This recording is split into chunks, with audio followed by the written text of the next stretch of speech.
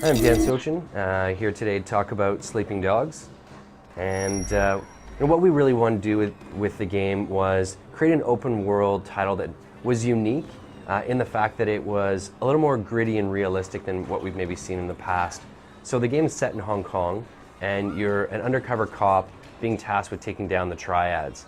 So as you can see here, we've got sort of a very traditional night market sort of scenario. A lot of the people speaking in Cantonese to create that authenticity as well. And with a lot of the story was a really key aspect of the game for us, trying to convey that story of what is it like to be an undercover cop, and trying to uphold the law while at the same time to keep your cover.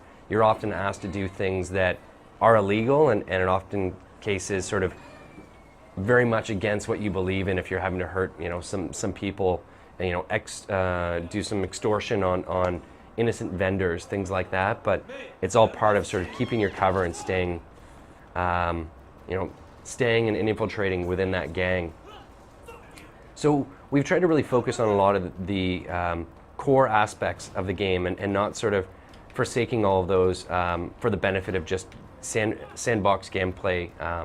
So we really focused on the hand-to-hand martial arts combat, as well the driving, and we've got a lot of experience working on racing titles at United Front, Mod Nation Racers, as well as a lot of us were at Black Box for many years as well, working on Need for Speed. So bringing all of that knowledge and making sure that the moment-to-moment gameplay experience is great in Sleeping Dogs. It's not just you have freedom to do whatever you want, but everything you're doing along the way is a lot of fun as well.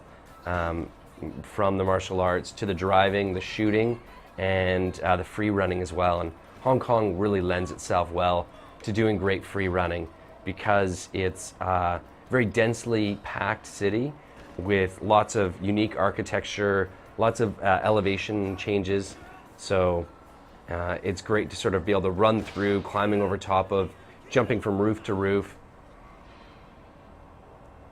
And one of the other things we wanted to do with the game is bring in some RPG elements where the player at the beginning of the game is quite different from how he is at the end, and how you play the game affects that developmental growth of way.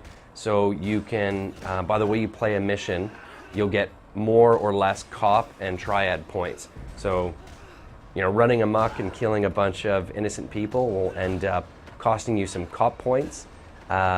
And at the end, you'll have less cop points you can basically spend to upgrade your player and receive new items and tools you can use, as well as actually moves.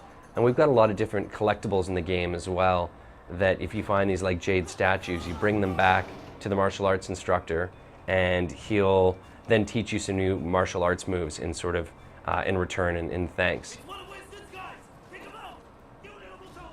And we've also got a bunch of gameplay buffs in the world. So if you go and purchase food items or drinks, energy drinks, tea, that each of those give you a short gameplay buff, whether it's increased melee damage or shooting accuracy or health buffs, as well as you can go and get things like massage, and that'll increase your overall health as well.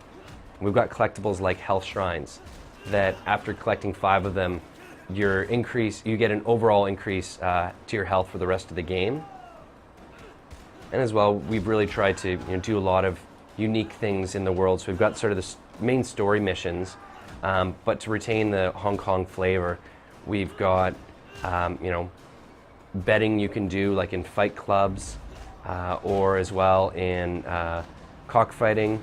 And we've got illegal gambling dens where you can be doing kind of poker mahjong to make some additional money for Wei that he can spend on clothing, or be upgrading his apartments as well. So this is Dan Sochin, producer from United Front Games, working on Sleeping Dogs, and yeah, great to show you some more about the game. And it's coming out August 14th on Xbox 360, PlayStation 3, and Windows PC. So check it out.